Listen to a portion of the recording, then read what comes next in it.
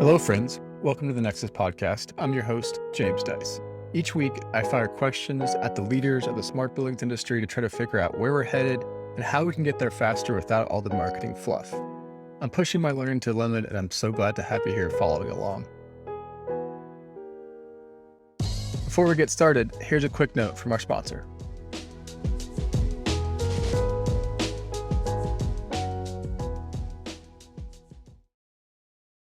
As we covered in our recent blog series on the 5 vital roles, smart buildings require engineers, and engineering that allows OT and IT systems to seamlessly and securely integrate with each other and integrate with common platforms.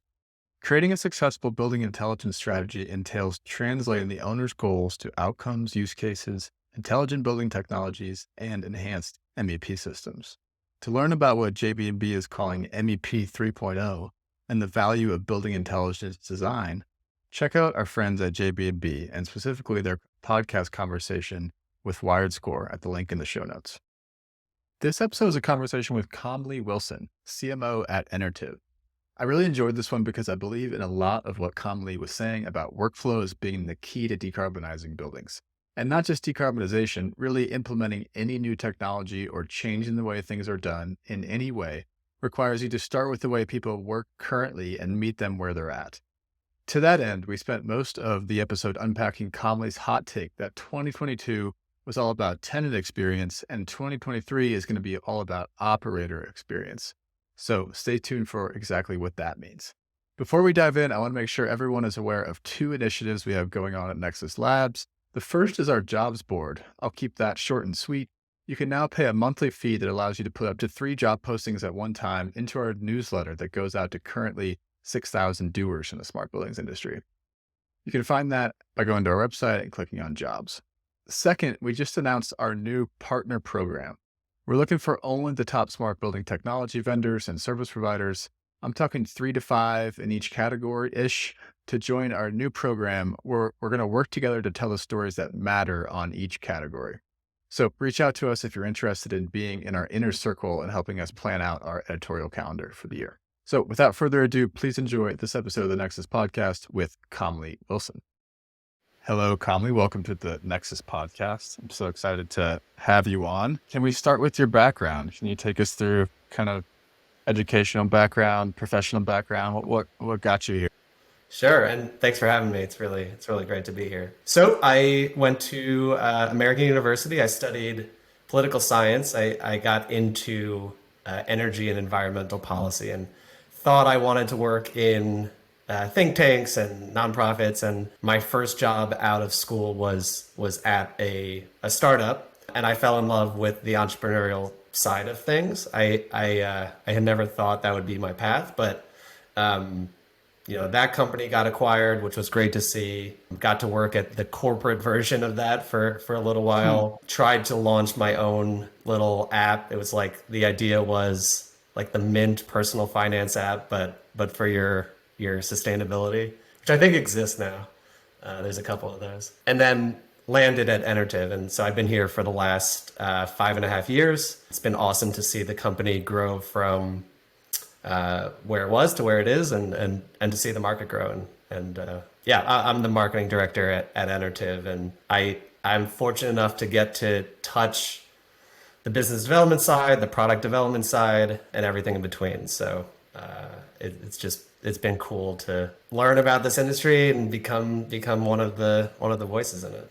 Yeah, totally. You strike me as someone that's more technical than your average CMO, right? There are a lot of people in our industry that are in marketing.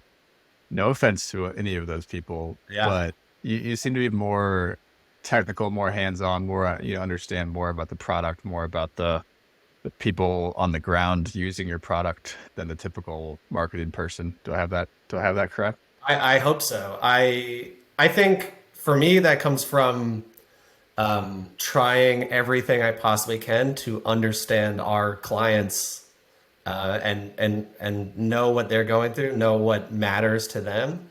And if that requires getting technical, then so be it. So in my opinion, it'd be impossible to do marketing without being able to speak truthfully to the pain point. So I've gotten the opportunity to walk through boiler rooms and see what it's like and shadow engineers, and that's kind of baseline in my opinion Yeah. for this kind of work.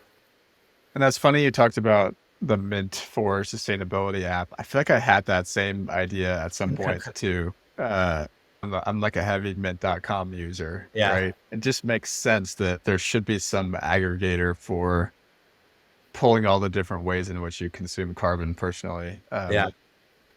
What happened with that? How did it, where did it go? I I got like maybe I don't know 150 users, Okay. and the data showed that they almost all of them logged on. They would do one of two things: either leave and never come back, or connect their utility account so they could see at least their like home utility data in there, Uh-huh. and then leave and never come back. So I being in startups before that, I believed the maxim of fail quickly, and so I shut it down relatively. There wasn't any nugget of any thread that I could hold on to that Yeah. people were gravitating to. So yeah, I think that I've seen one recently that had a good business model. I think they connect to your credit card and your utility account, and they basically sell you carbon offsets. So that's how they make money on it, which is something. Something for sure. Yeah. All right, let's talk about Enertiv. So, can you talk about, for those people that haven't heard of Enertiv, what do you guys do? Where are you guys at? What Yeah. types of clients do you serve? Yeah. So we define ourselves as an operational intelligence platform. We serve all property types in commercial real estate. I know that operational intelligence doesn't mean anything yet, but to understand what we're going for, I think it's important to understand what the status quo is in commercial real estate. So if you're an owner operator or you're a large investment portfolio, the teams on the ground will have half a dozen different software solutions to manage their everyday workflows. And then the guys in the market over are also using a half dozen tools, and they're different from the first group. So we actually did a technology survey with one of our larger clients, and across 53 of their assets, they had 50 unique technology vendors for the same 5 or 6 workflows that have to happen. So, you aggregate this, and there's just no transparency. And so operational intelligence comes in because in order to make intelligent decisions, you need transparency into what's going on. We think there are two primary parts of that. There's data that's consolidated, and there's data that's contextualized. So on the consolidated front, Enertiv has built an all-in-one platform for both workflow automation and real-time monitoring. There are 4 software modules: a maintenance app, it's a best-in-class CMMS, energy and ESG tool for utility bill scraping and ESG reporting, a tenant billing tool for the sub-metering process and the billing process, and a capital planning tool to bring that process out of spreadsheets. And then the power-ups come in where we integrate real-time data, whether that's from a BMS or whether that's sensors that we deploy. And we take those workflows and we apply data-driven insights and ultimately greater efficiency, fault detection, improved decision making on the capital planning side. And as importantly, so that's the consolidated front. The contextual front is we aim to serve each of the stakeholders where they are. So if you're a controls engineer, you log into Enertiv, and all the scatter plots with the kW to outside air temperature are there, and you can do your thing.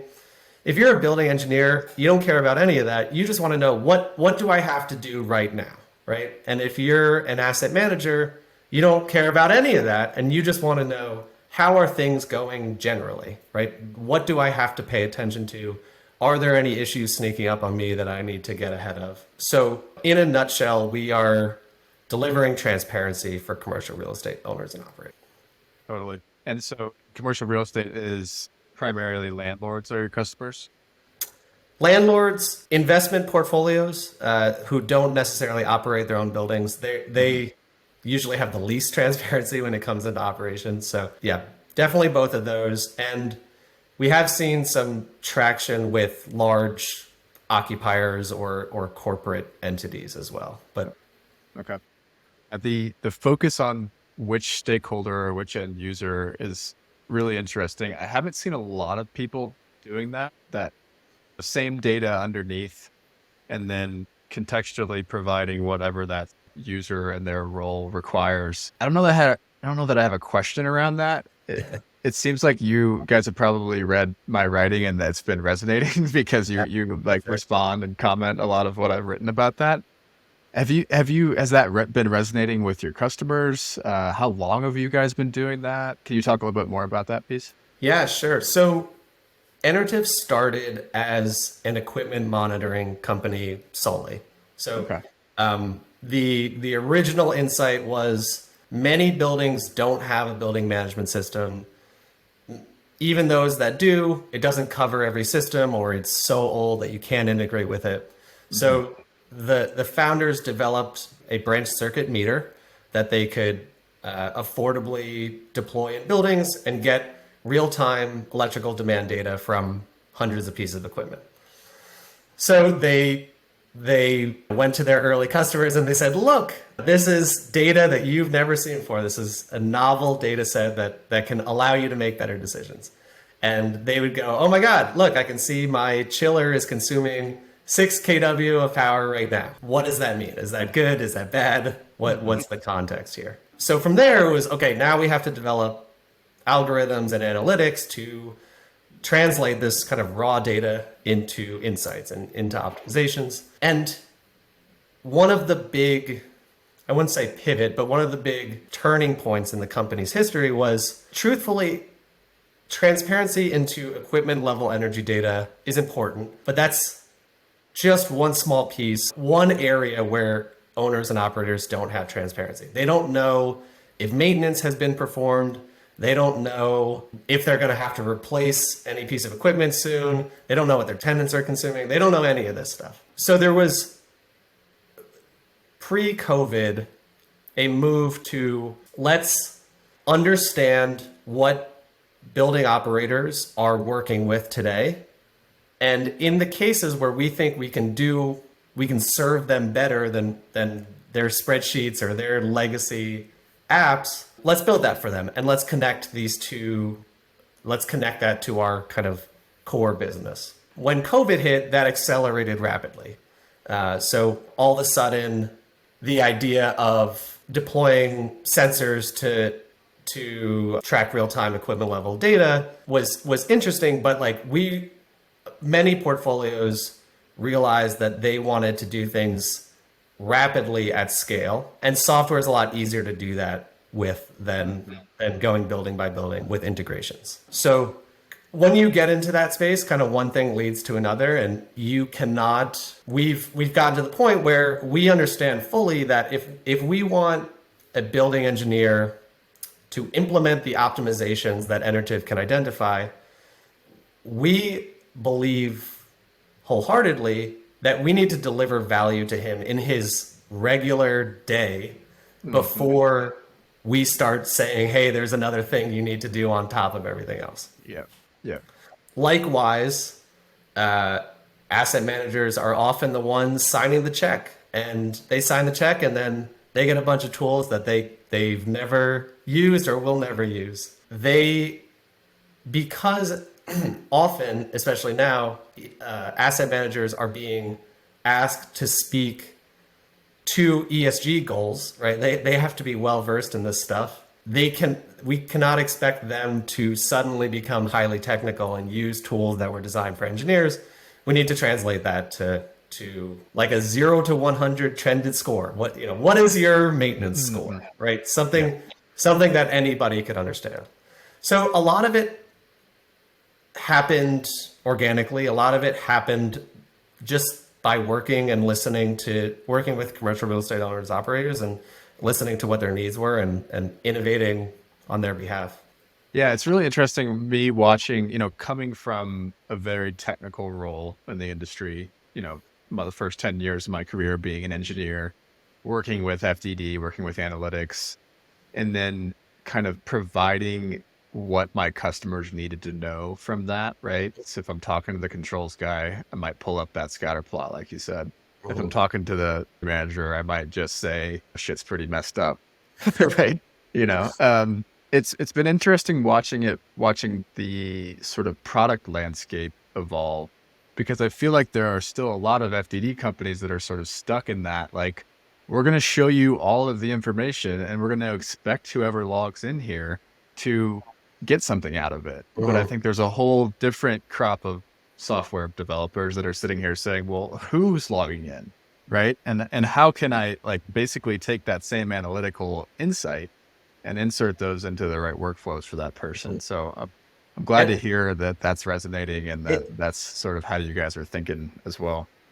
it's it's wild too when you like there's all this abstract technology stuff, and then when you try to map that to the real world, we do a series called a operator spotlight, where we'll interview a building operator and learn about what his day to day is like. Hmm. And one quote will always stick with me. I was like, "How much time does this save you? Right? How much that you have this new technology? How much time does that save you?"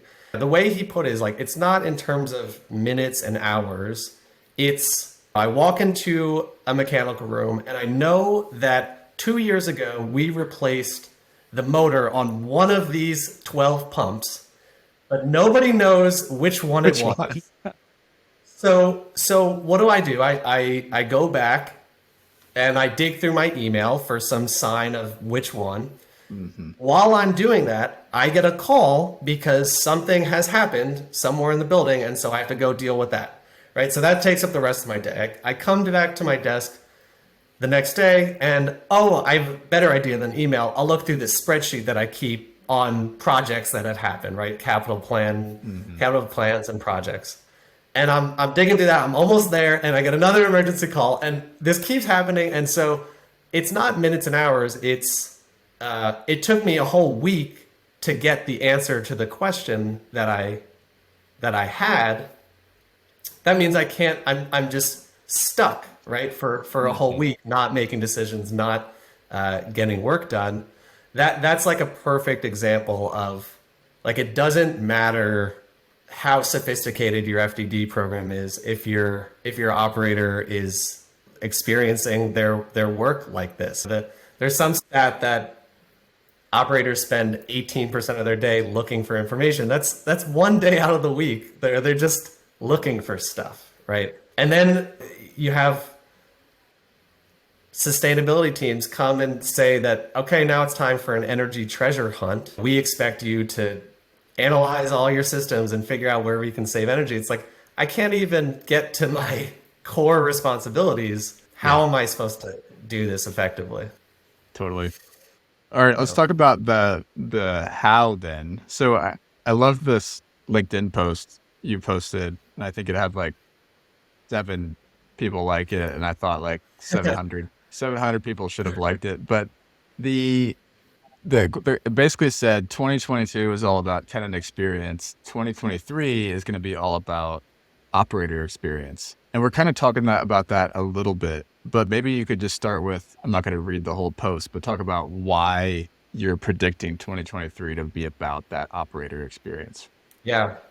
Well, again, some context is important. Not only are our owners and asset managers waking up and realizing they have no transparency, they don't know what's going on, but the labor market for building operators is extremely tough. Like the majority of them are over 50. Many are retiring sooner than was expected. There's really nobody to replace them. Meanwhile, inflation's rising, interest rates are rising. There's concerns about recession, and there's kind of in tightening budgets. And then there's all this scrutiny around from investors around ESG, from regulators on carbon emissions, from tenants are expecting more than ever. So the context is, we like, as a commercial real estate portfolio, we have to do more with less. how do we do that? How do we engage our on-site teams to do better than they've ever done with fewer of them or with less resources generally? And you said you said this earlier a little bit. I just want to kind of go back to it. The key to that is sort of becoming, this is my own word, my own wording, but sort of becoming the place where their work gets done. Their core job, not Right. the other stuff that you're adding onto their plate with decarbonization and whatever, but where does their core job get done? And it Right. sounds like that's what you guys have decided. Hey, we're going to be the core place where you get your work done. And that's going to be actually the best place to engage them on these new initiatives that need to be paid attention That's to. exactly right. And not only so, you go into a mechanical room, there's a $500,000 chiller, and the maintenance log is a piece of loose leaf that's been ripped off and placed on the chiller, right? Mhm. So similar to this example I gave earlier about which pump motor had been replaced, the first thing we do is a layer of digitization. So, like, let's take pictures of every piece of equipment, digitize that nameplate information. Let's pull in the O&M manuals and warranties and service agreements and everything related to that piece of equipment, and make it accessible either by logging into the platform or through like an asset tag, a QR code sticker in the field. So if you're that building operator and you just need to know what the deal is, like, is this under warranty? Scan the asset tag and I have my answer, right? Like, that's true value to a building operator.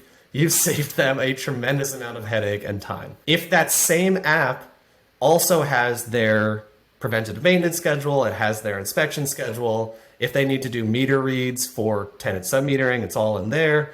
Um, the most recent capital plan is in there.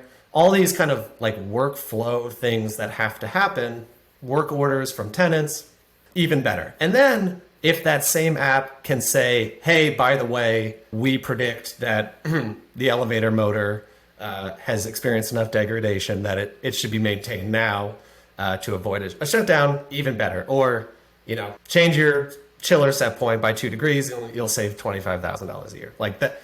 Like, what a different experience for an operator to use a tool every single day to walk the building, to perform core responsibilities.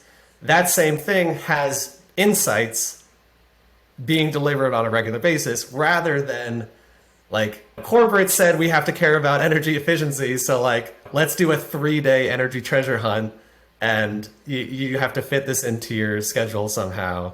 Or how I think a lot of the smart buildings industry wants them to think, which is here's this other application, go log into that other Yeah, thing that doesn't have any of that context that you just talked about, doesn't have any of their core responsibilities. It's extra. And right. just like you talked about the guy that can't seem to find his get time to dig into his email, are they really going to have time to dig into that other Exactly. application? Right. Exactly. Yeah. The really cool thing about tying these together is that the real-time monitoring doesn't have to stop at FDD now, right? It doesn't have to stop at energy savings, like basic set point and scheduling savings, right? If with real-time monitoring, we can calculate runtime hours. So let's look at that preventative maintenance schedule and not have to base it off a calendar. We can base it off how much the equipment actually runs.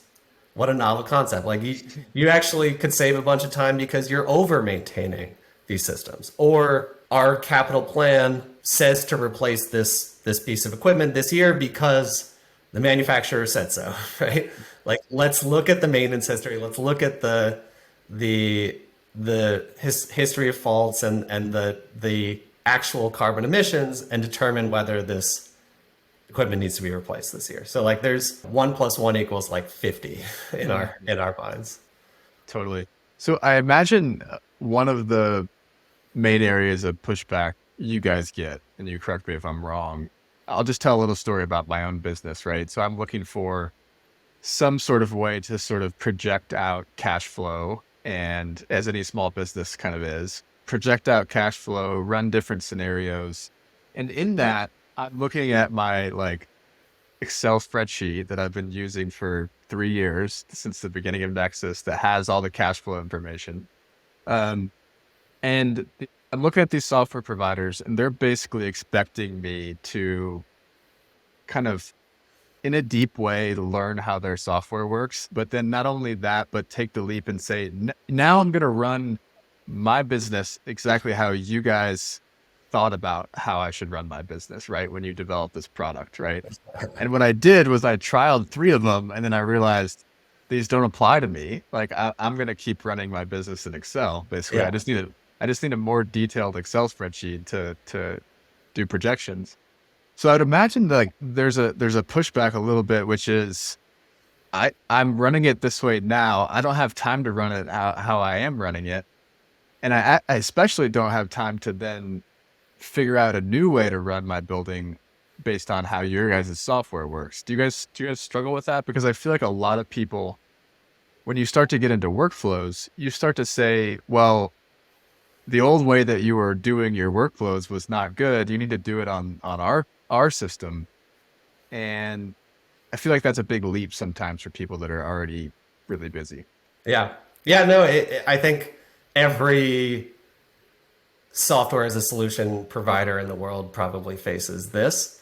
Just inertia is one of the biggest competitors for us. Yeah, it's really easy to tear out a loose leaf page and just throw it on Yeah, top of a for drawing. sure.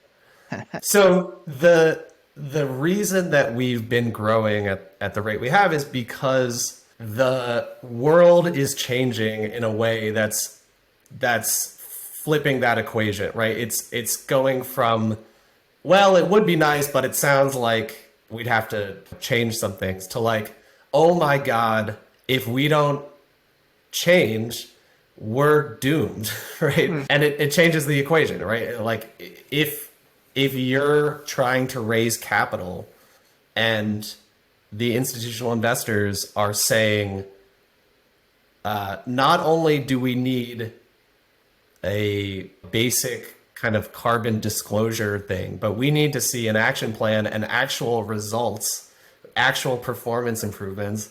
And you go, who's on top of it? Like, Yeah, how are we going to do this? And nobody has a good answer. Suddenly you look at those spreadsheets and you look at the email chains that have been good enough. And like, it's true. What you're saying is commercial real estate has been wildly successful for a long time, running the way it has. And it's, who can blame them for continuing to want to do that? But I think the world is kind of forcing them to. totally.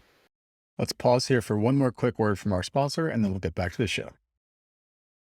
As we unpacked on one of our most popular episodes ever, episode 44 with the legendary John Petsy, SkySpark is a comprehensive software platform for connecting, storing, analyzing, and visualizing data from devices and equipment systems.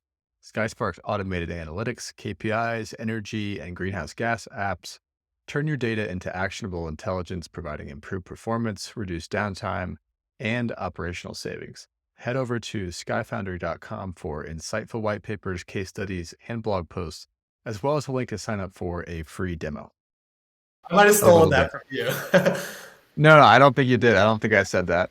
But I like this like concept of carbon. So Yeah. can you talk more about how you actually, besides like the sheer panic that you just described of like, oh, we can't raise money from institutional investors, Yeah. how do you see this concept of carbon being created with operators? Yeah, for sure. We try to tie every activity that we possibly can, not only to dollars and cents, but also to carbon. And we hear over and over again from really smart, sophisticated landlords that like at the enterprise scale, they have a pretty good sense of carbon and carbon accounting. But when it comes to the site, all of that is out the window, and it's a different language. It's never thought about until it's explicitly brought up to them. So connecting the dots there and creating a feedback loop, we think is super duper critical. How do we do that? For example, if you have capital plans in spreadsheets, and I've seen a 140 building portfolio that has one Excel with 140 different tabs for Hmm. the capital plan for each property. Those decisions are being made managers, engineers, and then approved by asset managers, none of whom have a concept of carbon, right? Right. And then maybe on the big ticket items, sustainability comes in and says, whoa, whoa, whoa, don't buy another boiler. Like we need to find an electrification option here. But there's no way that they can do that for every single line item. There's just too much and too many decisions. So in that example, we believe that bringing this process, this workflow out of spreadsheets and into software, we can break down those silos in the organization. We can make sure that the decisions that are being made are made with a full picture of the maintenance history, with a full picture of the committed carbon after you make this decision, and the property's cash flows. So like that's one example of creating a concept of carbon on site. Got it. Got it. I bet when you wrote that post, you didn't think of us spending like 30 minutes digging into every line on it. Yeah, I just realized that. But I didn't think it could happen. But back to the first line, though, you talked about tenant experience. I'm wondering then the concept of carbon on site, you're mostly talking about operational folks. How do you then bridge that? That's like what I call like the portfolio site gap. We have to bridge that gap, those two different silos, portfolio folks and site folks. What about the third gap, which is the tenants, right? Or the third silo? Yeah. How do you then sort of bring them in and get them aligned with what the landlords are trying to do and vice versa? Yeah. Yeah. I mean, if I could shout anything from the mountaintop, it would probably be this. It's tenants. Tenant experience has been talked about for 3 years, and it's been centered around like yoga and dog walking and ordering coffee.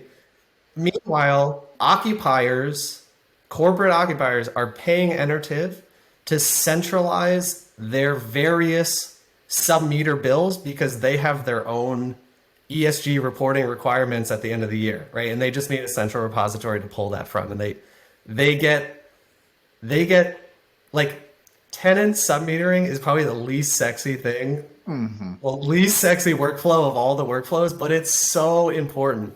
It's like it's so easy to for it to be an afterthought. Like we bill them out and they pay their bill along with the rent, and that's that, right? But tenants are struggling to achieve something that the landlords not only have a direct control over, but that aligns with the same thing that landlords are struggling to do, right? So tenant submetering needs to be really, really looked at and rethought. We have a number of clients who really get it, and they've seen the benefits of a kind of modern tenant submetering program. What that looks like is bills that are not so opaque, right? They're very, very clear. And they also talk about carbon equivalencies. And they also show ranks within the building. Like, you spend $5.50 per square foot on electricity when the average tenant in this building spends $2.25. Like, you should know that. And then some poor soul at this corporate entity, instead of having to go through emails and pull out PDFs and manually type that into their ESG reporting tool, they can go into the Enertiv tenant portal and download all that data in a snap and just send it to their reporting tool. The other cool thing about having like a platform that is not just another tenant submetering point solution is that same tenant portal they can submit their maintenance tickets to. So like something, again, that the tenants are going to use on a regular basis also becomes this energy and carbon source of information. So Totally. That reminded me of I listened to the Tim Ferriss podcast a lot, and he always asks guests, if you could put something on a billboard, what would you put it? yeah. What would you put on it? And I feel like there's something there. I think you gotta shorten your message a little bit, Yeah. but yeah, there's definitely something there.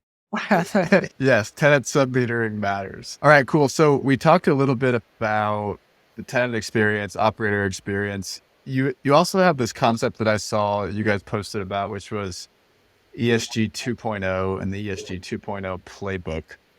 So maybe we could start by what was ESG 1.0 Yeah. and then kind of what is the next version of that? Yeah, simply put, ESG 1.0 is reporting and disclosure, right? It's just compiling your mostly utility bills and submitting that to Energy Star and GRESB and all the different frameworks along maybe with your kind of social standards and governance policies. That was ESG 1.0, set the benchmark. I think it was a necessary step. Small point on the like tenant billing piece. A lot of landlords are still struggling with ESG 1.0 because they get at the end of the year they have thousands of utility bills. These pretty much every provider is doing the same process, right? They're downloading these bills, they're using OCR to scrape the data out, and they're digitizing it that way. And there's errors, right? Because we're a basically a bill producer. You know, we have this tenant sub-metering service and we produce bills on a monthly basis.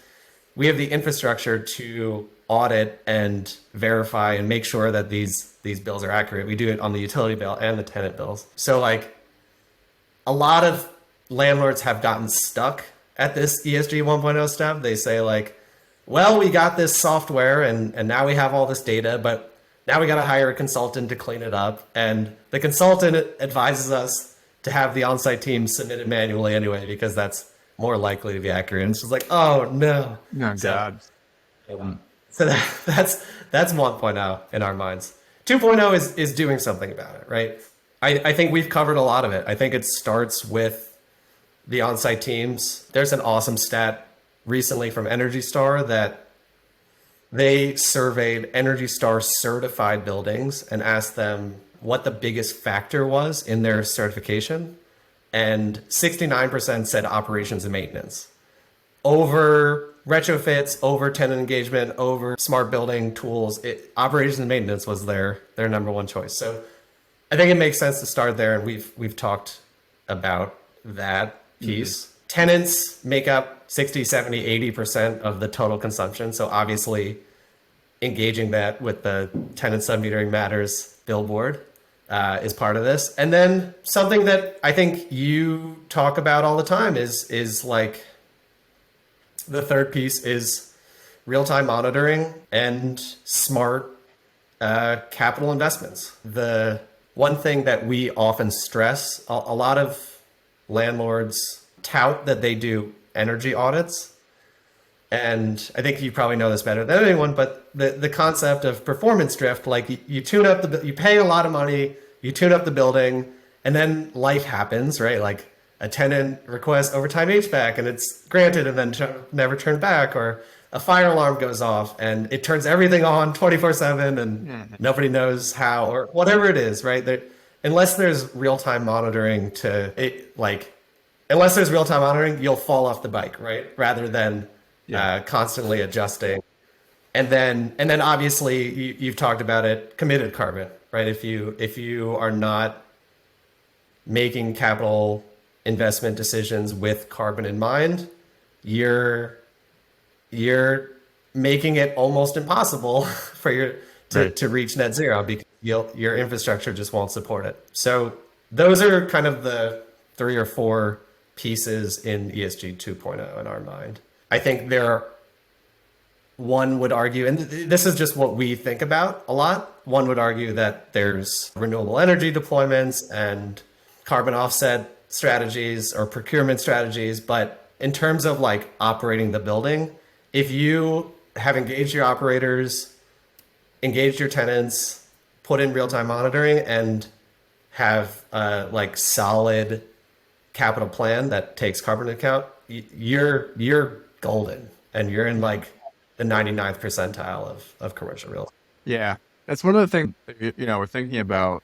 you and I were talking a little bit about this before we hit record, but we're talking about, internally at Nexus, where do we want to go with our sort of decarbonization coverage? And I think Mhm. one of the places we're going to go with that is like, what does a framework or a roadmap look like that everyone can follow? And the question you have when you start to think about that is, where do you put procurement and offsets? Do you put it at the beginning or do you put it at the end? Right.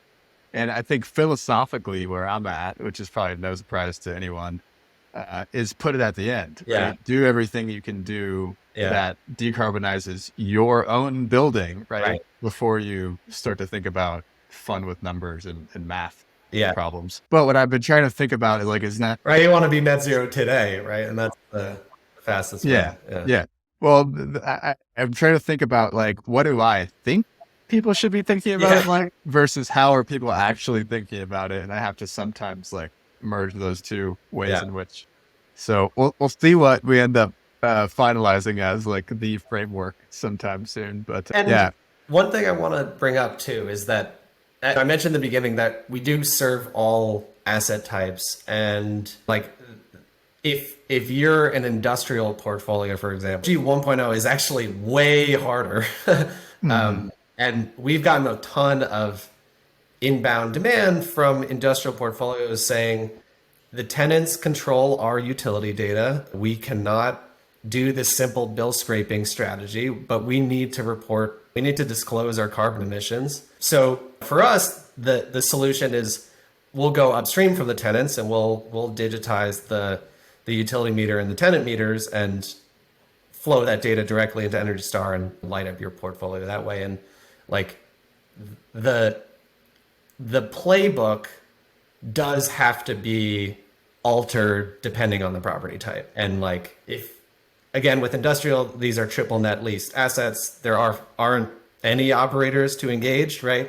So it cuts straight to tenant engagement. Like there's often, unless it's cold storage, there's not really the critical equipment to monitor. But the landlords are, even though they don't maintain the equipment, it's still their capital that's building the infrastructure. So yeah, it is important to recognize that even though it would be nice to say like here's the playbook for There's decarbonization of commercial real estate, there is no uh, the it roadmap or does have to the get playbook. segmented, yeah, by property type.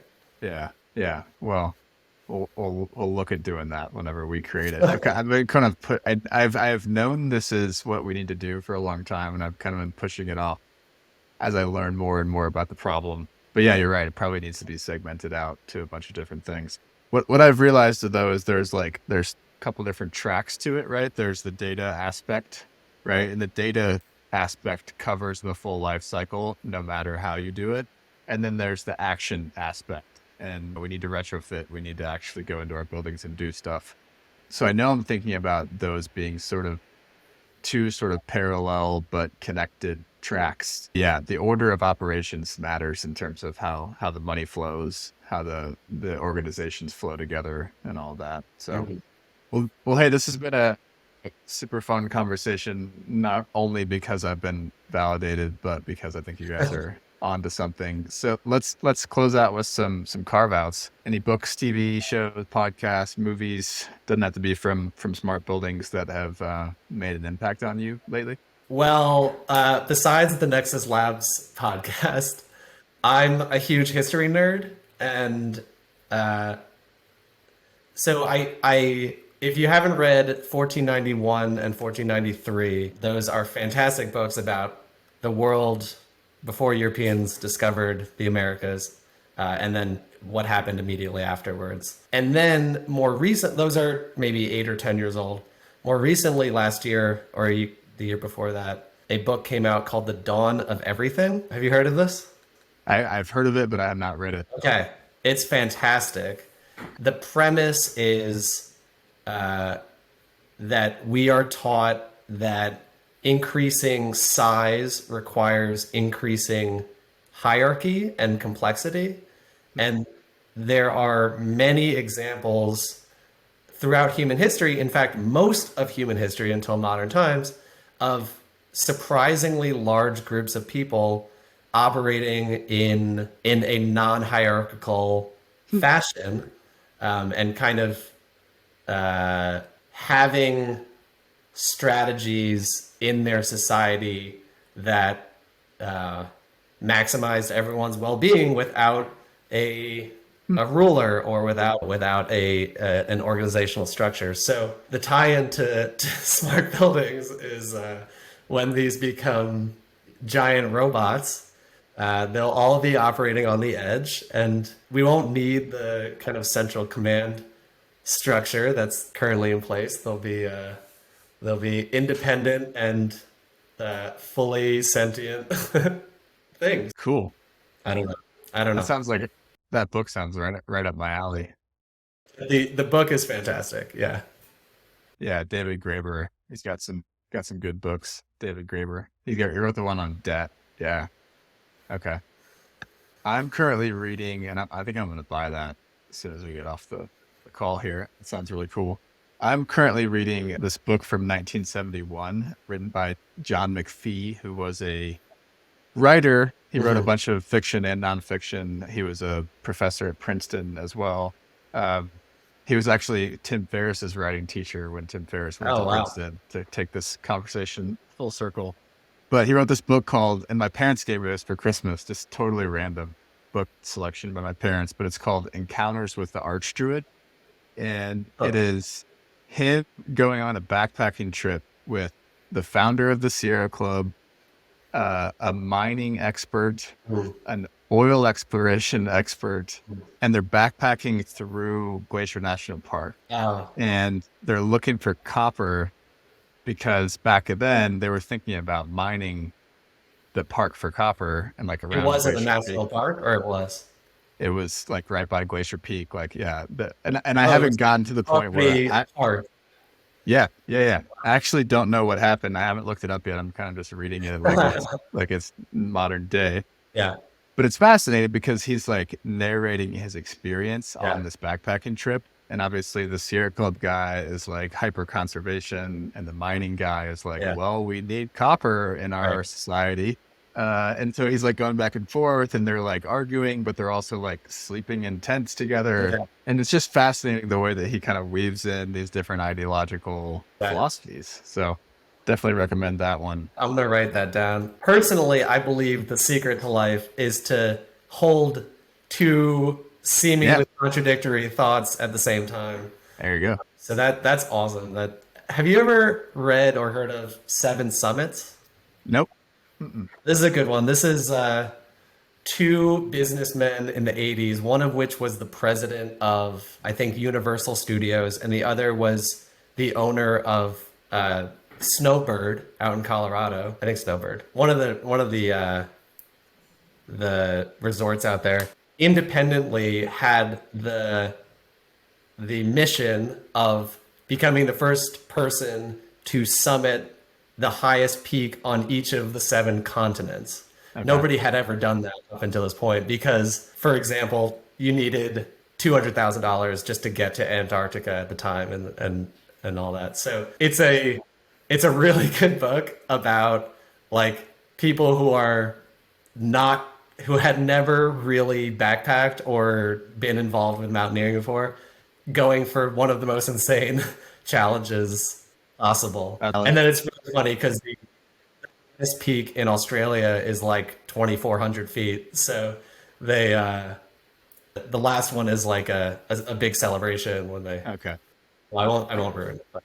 All right, Conley. Well, thanks so much for coming on the show. Our podcast editor Zach is gonna love this Carveout section. It's his favorite part, and he's gonna love these book recommendations. So thanks for that, and for sharing the knowledge. Yeah, thanks for having me. This was really fun. Really appreciate it. All right, friends, thanks for listening to this episode of the Nexus Podcast. For more episodes like this and to get the weekly Nexus newsletter, which, by the way, readers have said is the best way to stay up to date on the future of the smart buildings industry, please subscribe at nexuslabs.online. You can find the show notes for this conversation there as well. Have a great day.